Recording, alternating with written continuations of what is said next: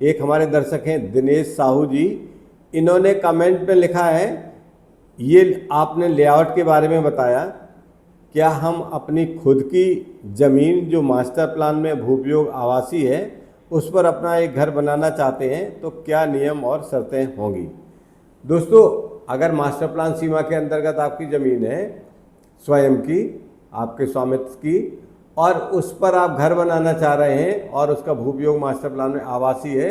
तो आपके घर बनाने की संभावना का एक बिंदु पूरा हुआ कि भूउपयोग आवासीय है। लेकिन घर बनाने की अनुमति के पहले आपको दो बिंदुओं का और पालन करना पड़ेगा कि आपके भूखंड के सामने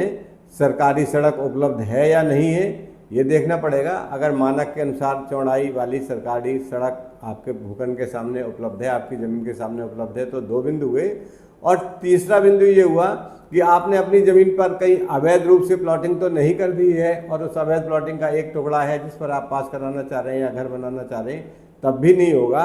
मतलब आपकी अपनी ज़मीन है तो सरकारी सड़क सामने होनी चाहिए और आपकी ज़मीन पर अवैध रूप से कोई प्लॉटिंग ना की गई हो, मतलब उसके और टुकड़े करके जिसकी की अनुमति ना ली गई हो, विकास प्राधिकरण से ऐसे टुकड़े ना हो, अवैध रूप से विभाजित ना की गई हो,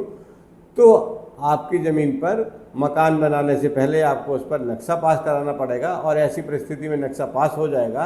अगर आपकी ज़मीन मुख्य सरकारी सड़क पर स्थित है, भूउपयोग आवासीय है और अवैध रूप से उसकी कोई प्लानिंग या प्लाटिंग नहीं की गई है, कुल ज़मीन आपके ही स्वामित्व में है और कोई अवैध प्लाटिंग नहीं है, तो आपकी ज़मीन पर निर्माण करने से पहले आपको उसका नक्शा पास कराना पड़ेगा और नक्शा पास करा के ही निर्माण कर सकते हैं।